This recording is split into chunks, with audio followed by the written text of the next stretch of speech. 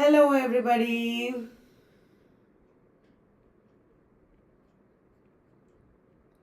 Welcome to this session. Many people have cleared NET with JRF, and many students have cleared GATE also. Did you know that 100 students approached us saying they have cleared because of our classes? And on the 27th, Sunday, we are going to felicitate all these people in YouTube. And for the people who cleared GATE and NET with JRF, I thought I should do a session on research areas. New research areas that are coming up these days in central universities, IITs, etc. So today we will talk about what is the use of passing GATE, and also what are the areas in which you should research in after passing GATE. Are you ready, guys? This is a special session where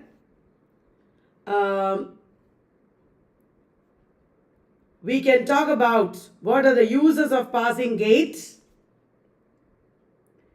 the future steps after passing GATE, and also to do research. So guys,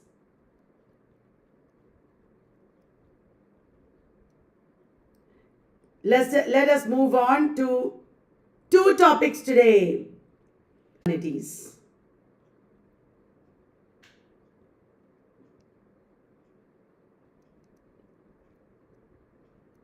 So these two topics, these two areas I will talk about today. And then after that, tomorrow I will talk about other new areas. Are you ready? What to do after GATE?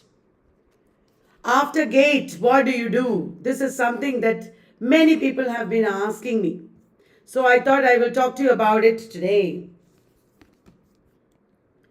GATE score will be very helpful in doing PhD in all IITs, NITs, IISCs, and other national institutions. With GATE, you will be able to get admission for PhD, for new topics, and you can approach IITs across India, NITs across India, IISCs, Indian Institute of Science, and other national institutions. Everywhere there is no PhD in English, but wherever there is PhD in English, you can get admission. So it will be very good. It will give you great exposure. You should try and do it. Qualifying for the GATE exam will help you to apply at top level category A institutions. Otherwise, you may not be getting admission there. And soon other universities will accept GATE scores for securing admission for PhD. If you have passed now, soon things will change. Not only in IITs, this will become a qualifying exam for many universities soon. This is what I understand. So, study for GATE, pass GATE, and look up the important research areas. Choose your research area. Get in-depth knowledge there. And then GATE will also get you fellowship. GATE can be used to receive an institutional fellowship or stipend. To get stipend money for research, GATE will be useful.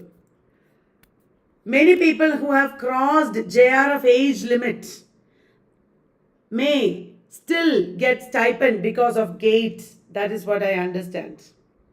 So, if you have crossed JRF age limit, don't worry. It is possible that GATE will give you stipend because things are moving in that direction. With just NET, you won't be able to get any fellowship during PhD. Just NET does not get you any stipend or fellowship. And you may not get JRF also because you have passed the age. Then GATE is a very good opportunity for you because GATE has no upper age limit. GATE has no upper age limit. Students of any age can qualify for the exam and achieve an institutional fellowship.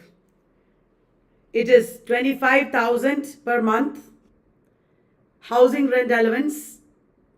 So this is good. 25,000 per month with housing rent allowance. Okay, so what you need for PhD admission is not only GATE. You need a very good topic. You need in-depth knowledge. That I will talk to you presently. GATE scores will be used by PSU and other government agencies, DRDO, ISRO, to select students for different jobs. So, GATE score will look very good on your CV when you go for an interview. GATE is a very high exam, and if you have passed it, it is going to really add to your competence for jobs. As of now, only UGC NET scores are used, but very soon GATE scores will also be used. So if you have GATE, it is very good in the coming years. This will really help you. This is what I understand after extensive research. And GATE is also valid abroad. GATE scores can be used to secure admission abroad also. Because UGC NET JRF, is valid only in India. GATE is an achievement that if you have high scores, you will be standing a better chance for admission abroad. Because abroad they are very eager to know how your performance is rather than your marks. So you should always pass all the highest level exams in order to go abroad. You should have real in-depth knowledge and you should have a very rich CV. More changes in bachelor's degree as per the new education policy are coming into being. There is a possibility of 4-year bachelor's degree and GATE will become more accepted as this will happen. So just wait. Try for PhD admission right now and you will be amazed to know that there will be more opportunities coming up. This is what I understand from talking to people and doing research on GATE exam. There is good news for all of us. All of you should try to pass GATE. Don't think it is no use. I'm not going to do PhD in any IIT, so I'm not going to write GATE. Do not think like that. Things are changing rapidly. More changes in bachelor's degree and everything is coming up. Okay, so that is about the GATE exam and its advantages. This is a very useful session for you and I have conceived of this as a 5-day course. I am doing a 5-day course, to help you start your research.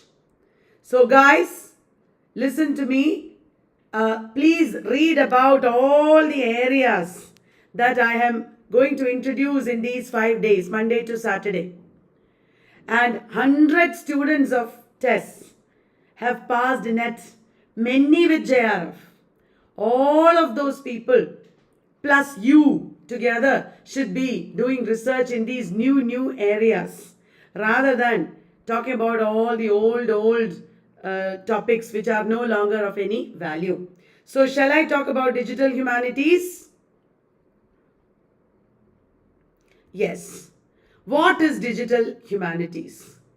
Digital humanities has its origin in the field of humanities computing. Digital humanities is the integration of humanities and digital sciences, technology. So, Humanities computing, it is called. Humanities computing, it is called. Digital humanities takes its origin in humanities computing, whose origins reach back to the 1930s and 40s. Digital humanities originate in humanities computing, whose origins reach back to the 1930s and 40s in the pioneering field of the English professor, through the pioneering work of the English professor Josephine Miles and Roberto Busa. These are the two main figures in humanities computing. From there, digital humanities emerged. I will explain in a simple manner. Take humanities like social sciences, cultural studies, English literature. These are all humanities. History, how to study history and culture in a new way. How to integrate humanities with technological analysis. This is digital humanities. Many people are doing MA and BA in digital humanities these days. BSc, I think. And it is a very important upcoming area for research as well as jobs. In collaboration with IBM,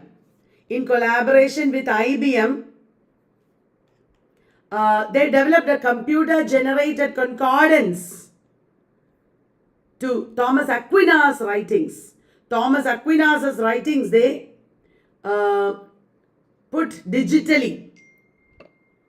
In collaboration with IBM, they computerized Thomas Aquinas' writings, known as Index Thomaseticus. So in NET and SET also, they will start asking about all these things.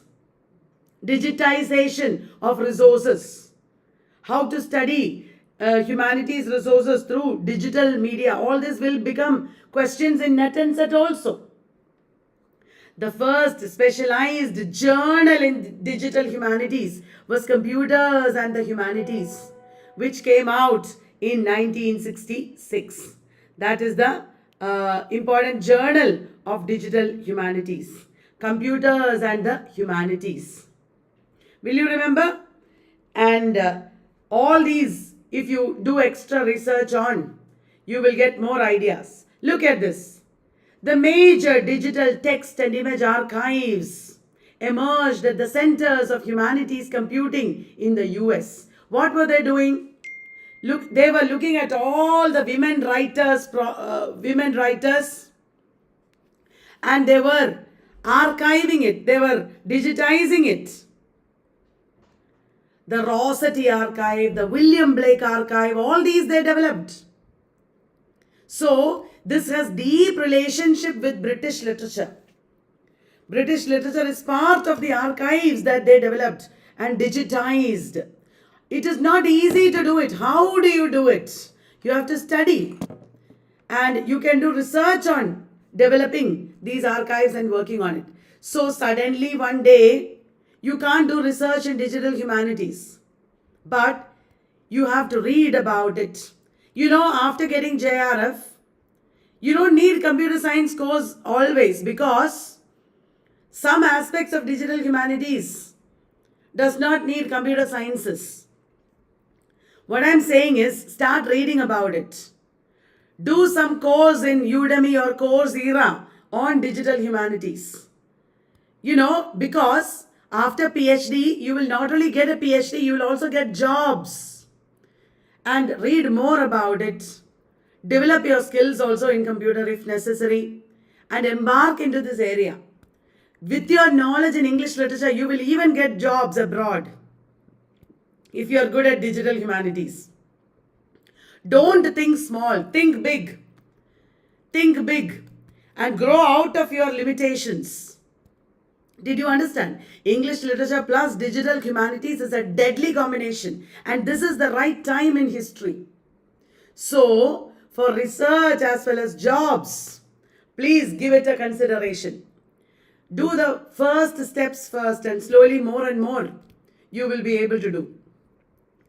Digital humanities emanated from its former niche status. Initially, it was only a small thing. Now it is not a small thing.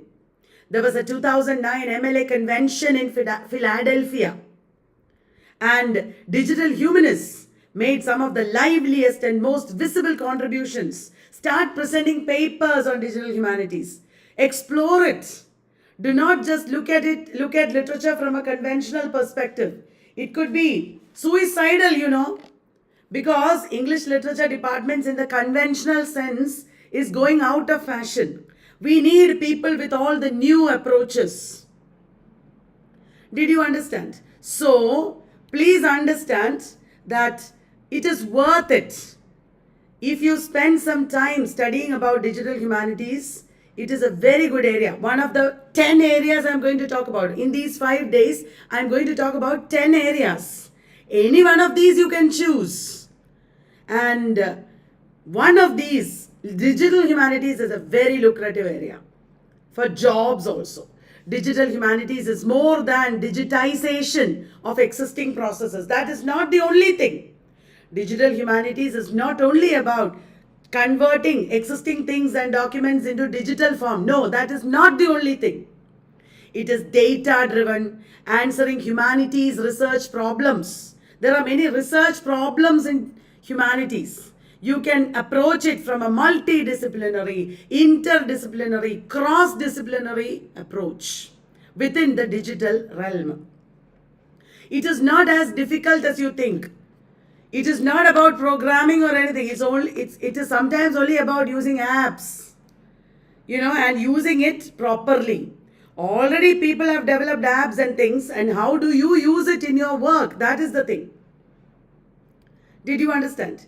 So, there is a lot to digital humanities, more than digitization of existing documents and books.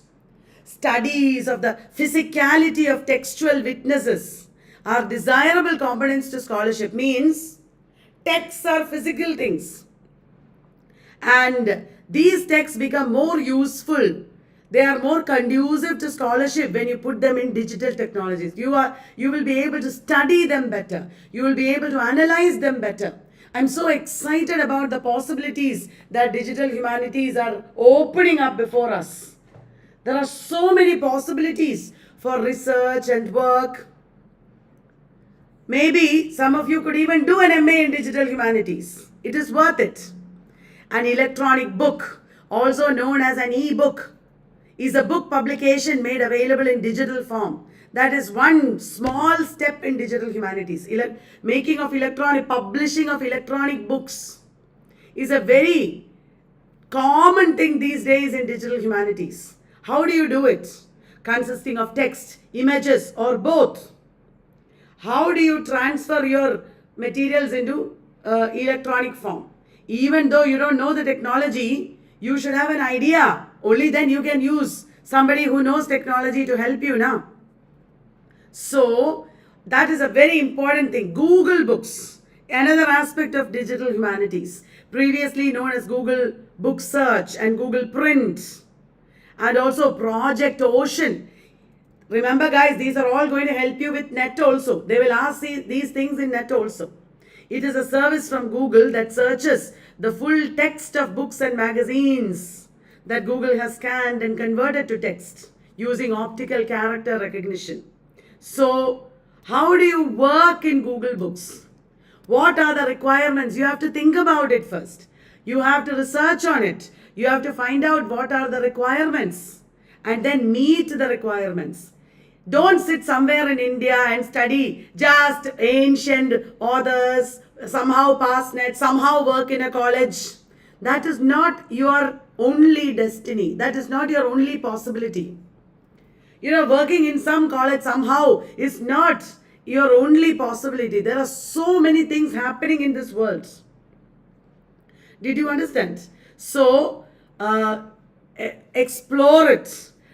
Disciplines that parallel the digital humanities include new media studies, information science, as well as media theory of composition, game studies. I already told you about the work, the making of William Blake archives, Every single author and the corpus of works in English literature is going to be brought under digital humanities, obviously. Isn't it obvious that that is the future? So, in areas related to digital humanities, project design, production, and cultural analytics, there are so many possibilities. Instead of just mugging up English literature and culture studies and somehow passing NET and somehow working in a college, fighting with your colleagues, that need not be your destiny. So what do you do about it?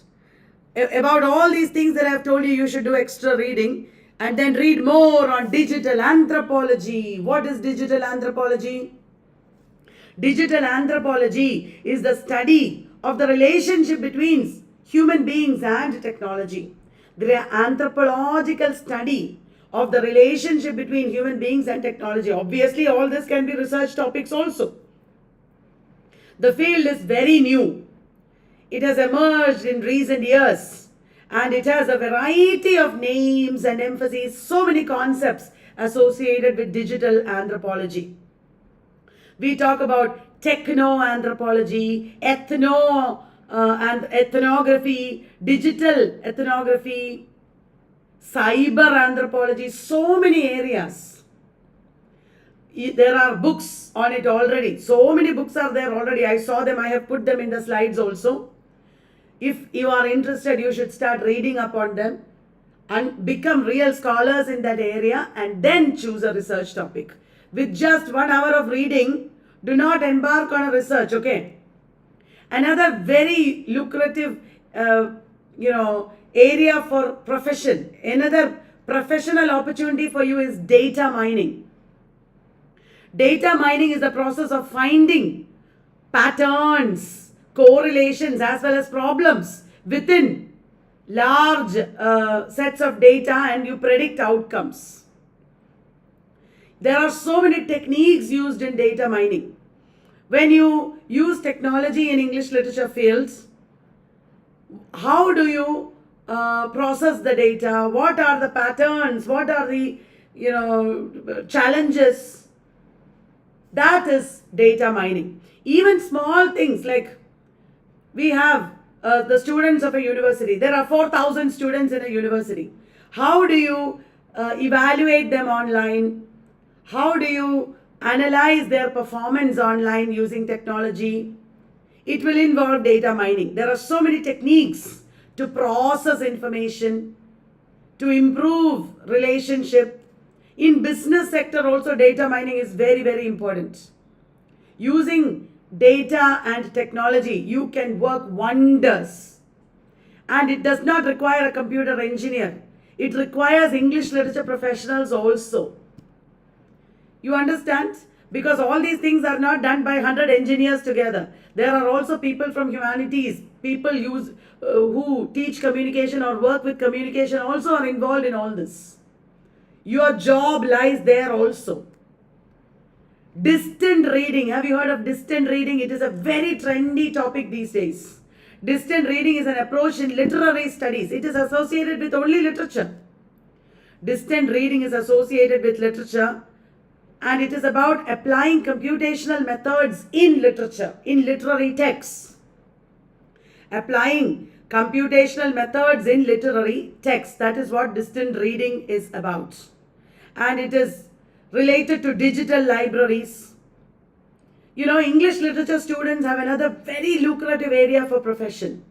If you combine your English literature knowledge with library science, you could start working in any of these areas. Digital libraries across the world need people, professionals to work in it.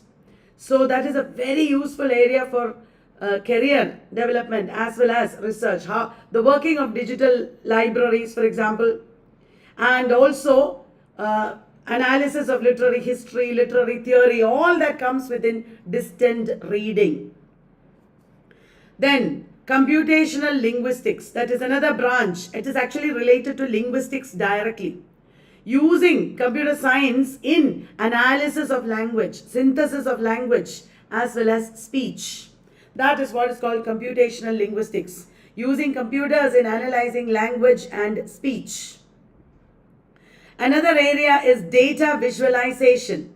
It is the representation of information and data visually. In study material development, in education, data visualization has a tremendous scope. How to, you can do research on that. You can take texts and apply data visualization theory on it. And how do you convert these texts into graphic novels? How do you convert these texts into visual study tools? It includes so many things from charts, graphs, maps, and so many other data visualization tools. Here we are, postgraduates of English, working as teachers without knowing a single thing about what is happening in the rest of the world. How primitive our approach is, how backward we are. Please understand that the future is in all these areas. Don't let us be so backward. We have to move on. NET actually you should pass, of course, but NET is not the only option. NET is nothing compared to all these opportunities you have, to grow, to develop. How to teach English literature, how to convert English literature texts into online resources, how to analyze archives, how to develop new ways of looking at literary history and theory. So many things can be done. Please understand, guys, after passing GATE, or after getting JRF, you are going to approach big universities and you will be doing good research. For God's sake, I'm telling you, do not go and ask people, give me a topic, give me a topic. It is so primitive and so bad. That is not the way to do research. If somebody gives you a topic, you should not do research on it. That is not your topic. It is like getting somebody else's husband or wife. Don't do it. What you should do is read on an area. Identify the issues in that area. If you don't understand how to develop a research topic from it, that means you have not read enough. You are not ready. That is the meaning. It is like a doctor starting his medical studies and saying, I don't know, I don't understand how to treat. Then somebody else teaches him how to treat. Is that how it is? No, right? Will you take treatment with such a doctor? He should study to that level that he will be able to automatically identify what are the symptoms. He should be able to diagnose the disease and then treat you. Hannah. So, read on an area for a few months in detail, in depth. Look at how other people have done it. Develop ideas based on existing work. And then slowly read more and identify lacunae or gaps. And then once you have thorough knowledge and understanding, then you should ask somebody's help to shape your title or topic. You can take the help of your guide, you can take the help of other people, but not before you. So many hundreds of people approach me saying, give me an area, give me a topic. Wrong. That is why I thought I should do this course to help my dear students. My dear students who have worked so much to pass GATE, to write NET. Some of you haven't passed yet, but even then you are also people who have worked so much. You are on the brink of passing. You will also pass. You will also get NET and JRF and GATE. And after that, you are also passing PhD entrances. After that, you should not be at a loss. You should not be wondering without knowing what to do. So I thought I will introduce all these major areas and help you. 10 areas I'm introducing. Choose any of these. Read more on it. Do a lot of Google search. Identify major authors, articles. Use Google search, Google Scholar. Read. And then if you are interested, then start reading books. Don't spend money before you get your interest. And then once you read more, you will understand areas, you will understand how to apply. Remember, if you don't understand what does it mean? It means you have to read more, study more. I want my dear students to be at the same level as people from Oxford and Cambridge and Harvard. International universities. At least JNU. So, do your own work. There is time. Even if you take a few months, it's okay. But you should be thorough scholars. Otherwise, your PhD will not have any value. Remember, because of NEP, things are changing. If somehow you get PhD from somewhere, it is not going to have value. Government is very strict on quality standards these days. So, read properly. Will you do that? I have more information to help you. I have made a list of the major theorists in digital humanities. Please make use of these authors, the list of these authors. Please understand what their ideas are, their approaches are. Read about them, read their books. Robert Buza, Howard Besser, John Burroughs, Hugh Craig, Greg Crane, Michael Greenhug, Nancy Ide, and Matthew Kirschenbaum. We have not heard because they are from digital humanities. Very soon in NET and SET they will ask about digital humanities. I'm sure of this. And recommended readings if you are interested. There is a Blackwell's Companion to Digital Humanities. You might find it in libraries also. Teaching the Humanities Online, Digital Humanities in Practice, and these books. I have given a lot of books here. Exploring Digital Humanities in India, one book is their 2020 book. And then let me ask you some questions to see if you have understood. Which of the following is a possible area for research in digital humanities? The use of computers in English departments. How can computers be used in English departments to teach English literature better? What are the different possibilities of using them? Is that under digital humanities? Better recording devices for online teachers. Is that under the purview of digital humanities? The role of smartphones in education. What about that? Technology and sports. Which of these is a topic under digital humanities? Say, everything that you do in graphic novels may not be under digital humanities, but graphic novels, some aspects will have to do with digital humanities. Yes. Which of these topics can you take up for research in digital humanities? Tell me.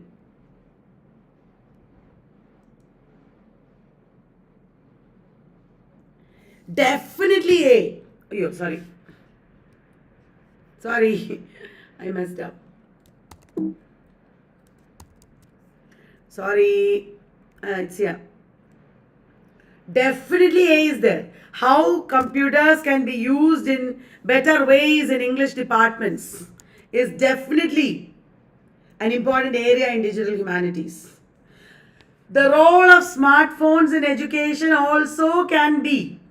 The role of smartphones in education, yeah, sometimes it can be. But this is if you have to choose one, then A is the answer. Definitely A is the answer. How computers can be used in English. Actually, this is the name of a very famous book in digital humanities. This is the name of a very famous book in digital humanities. The use of computers in English departments. Which of the following is a possible area? Ye bolo. The future of English departments, technology and literacy in the 21st century, the concept of food in metropolitan life, the impact of movies in English education, on English education.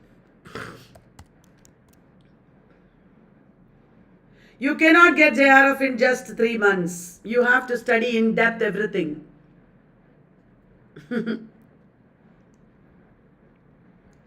Which of the following? One way to get JRF in 3 months is to join my course. My students, my God, the students are breaking their head studying everything so much every day. You can join. Which of the following is a possible area for research? Tell me.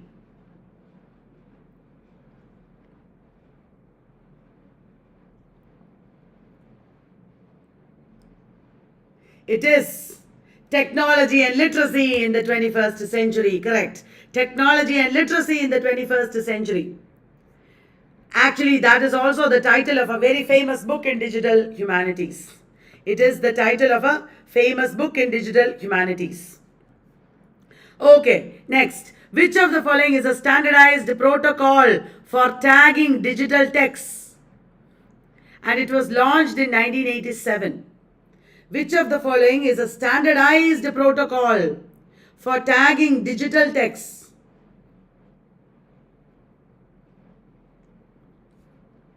This can be asked in paper 1 of NET also. It is tagging protocol. Tagging protocol matlab encoding, text encoding initiative. It is text encoding initiative. ये तीनों मेरा बकवास है. I just made it up. Will you remember?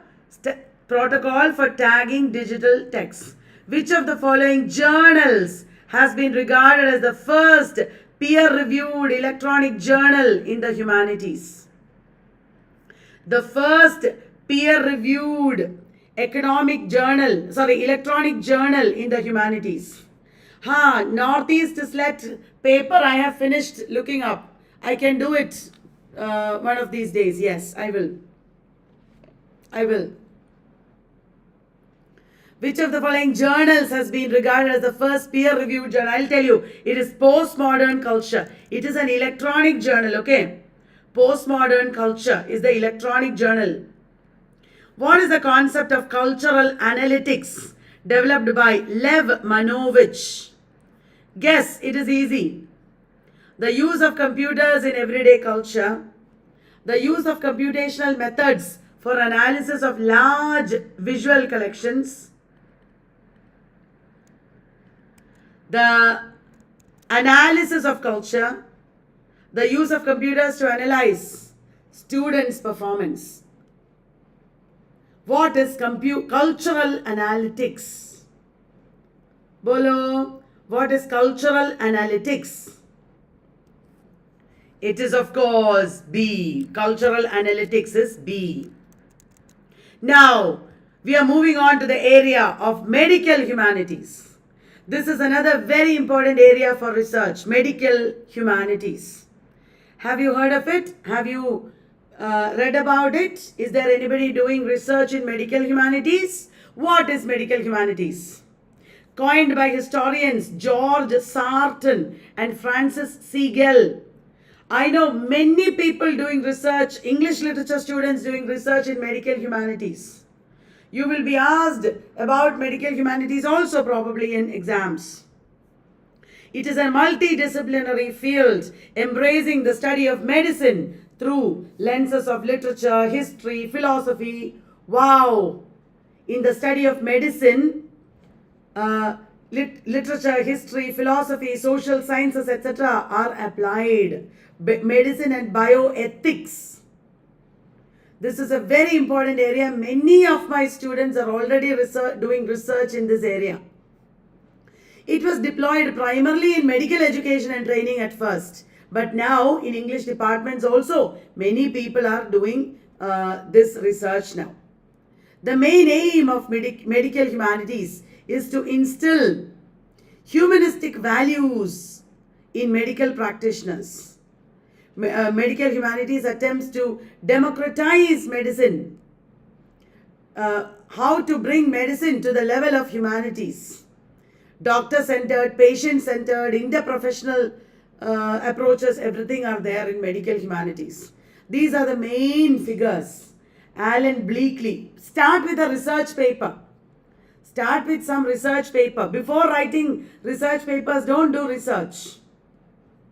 Alan Bleakley is a very major theorist in medical humanities. Paul Crawford, Brian Brown, and Whitehead, Sarah Atkinson.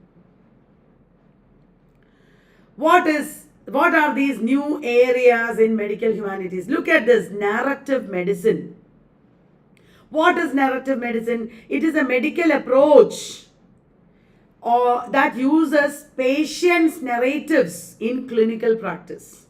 For treatment, narrative medicine uses patients' narratives. Patients are asked to paint or draw or write.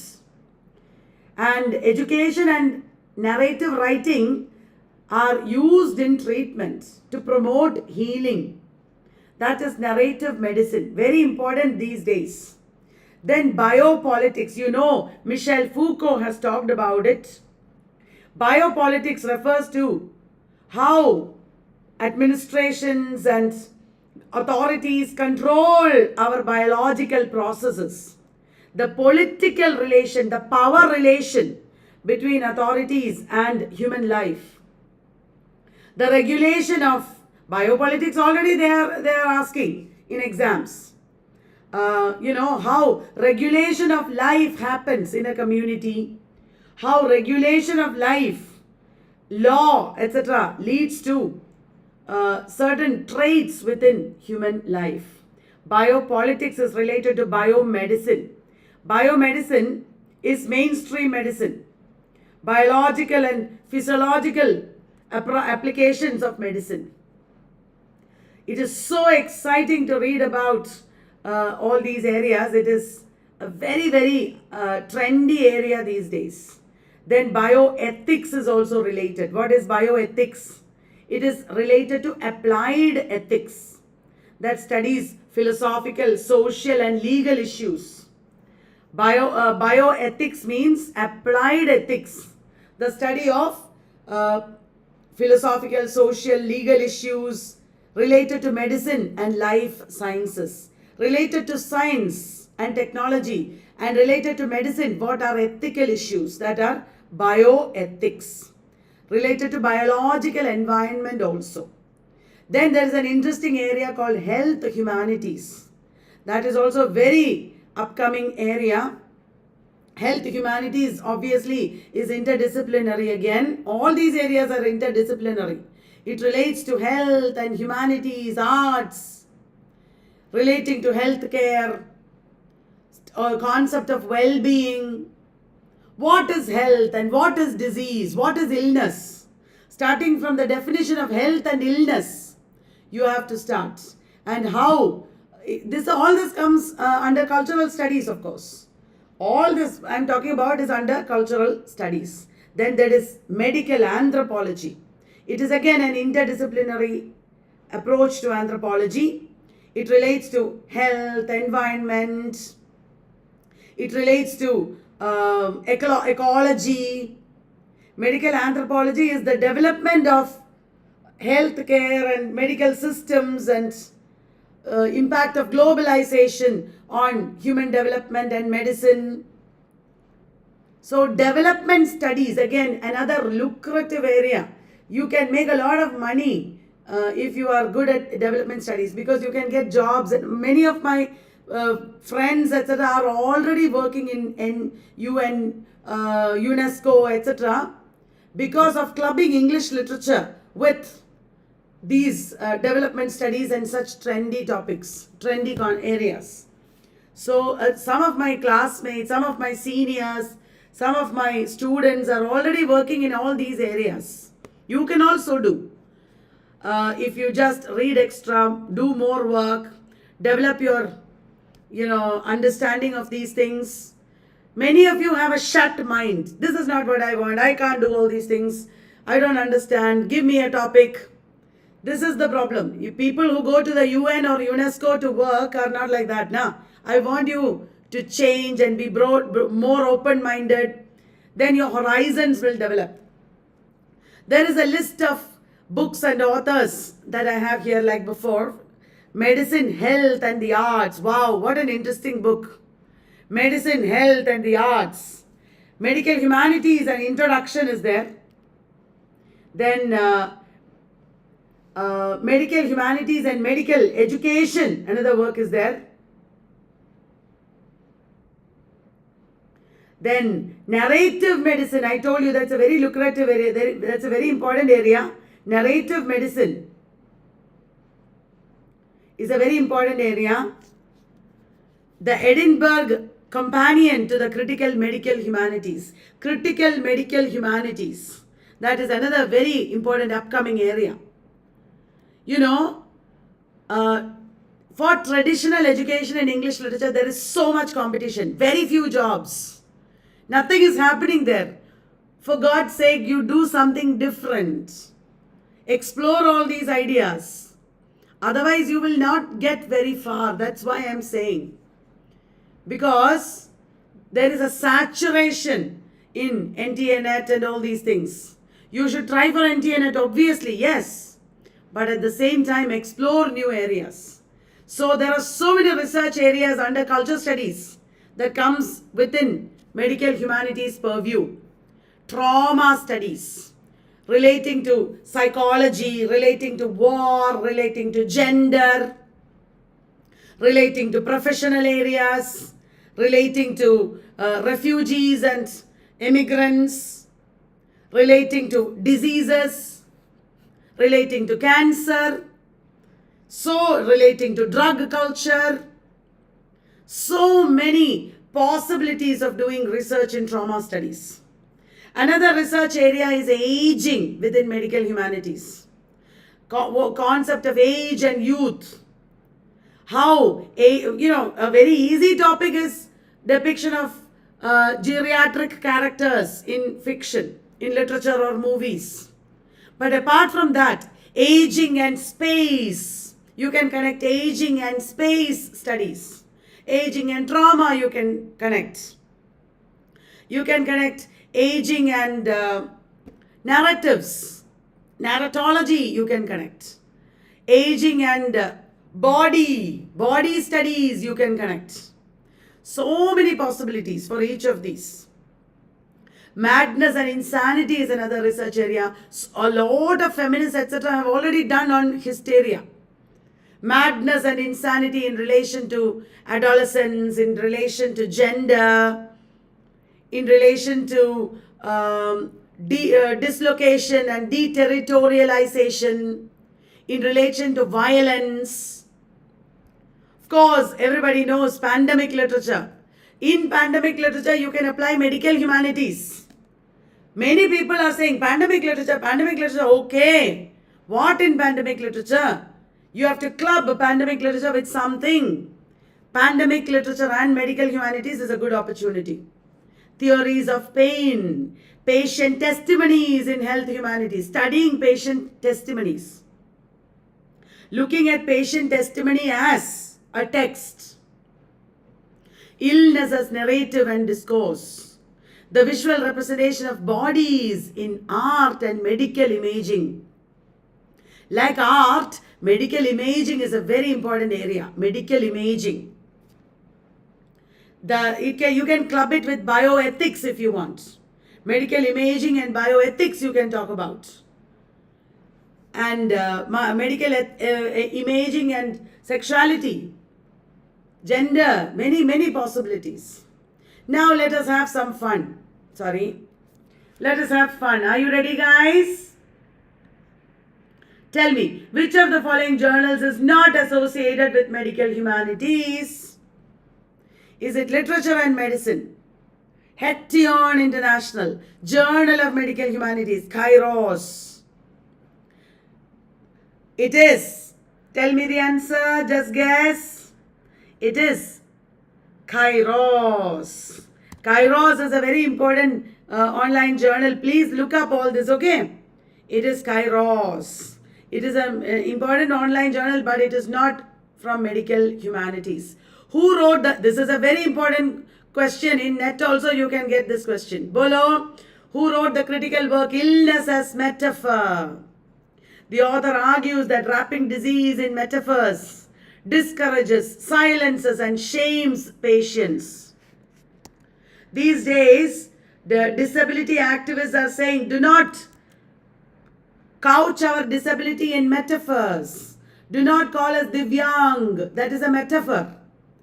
It is only discouraging, silencing and shaming patients. Talk about illness as it is. Of course, it is Susan Sontag. Very famous book by Susan Sontag. Susan Sontag always is asked in exams on interpretation, on photography, very major books, notes on camp, like bell hooks, etc. Susan Sontag is a very important culture studies theorist. Ayyo, I forgot to Did you see the answer? Who of the following is associated with the concept of narrative medicine? What is narrative medicine? A medical approach that utilizes patients' narratives. I told you now. It is not Kali Tal. She is associated with trauma studies. Patricia Hill Collins is associated with feminism. Anna-Marie Jagos is associated with queer studies. It is Rita Sharon. Kali Tal is trauma. I will just write here so that Kali Tal is trauma. Patricia Hill Collins is feminism. And Anna-Marie Jagos is queer. Queer studies. Okay. Next. Cinema education is the use of film in medical education. It was originally coined by Matthew Alexander Hall and Pettis in the journal Dash. Cinema education. In which journal did they coin this term? Is it film studies, family medicine, medical humanities, or health humanities? It is, you might have seen the answer. It is family medicine. Ta-da-dang! Who of the following is not associated with health humanities? Who of the following is not associated with health humanities? It is Leonard J. Davis. Who is he? Leonard J. Davis is associated with disability studies. Disability studies, Leonard J. Davis. So that brings us to the end of this session. This session I hope you enjoyed. I have Northeast SLET paper with me and I have found out the answers also. It is right here. Northeast SLET paper. I will do a YouTube live and do it. Okay. Tomorrow, 10 p.m. I can't do and another time I will do. Okay, guys. I hope you enjoyed this session and I hope it has given you some insight into GATE and also to research. In the initial part of the video, I have already talked about the possibilities of GATE. It's very exciting. The possibilities of GATE I have talked about in the beginning of the video. Please watch it, those who came late. Okay, thank you very much. See you tomorrow with another 2 research areas. I hope you'll join me. Bye-bye, guys.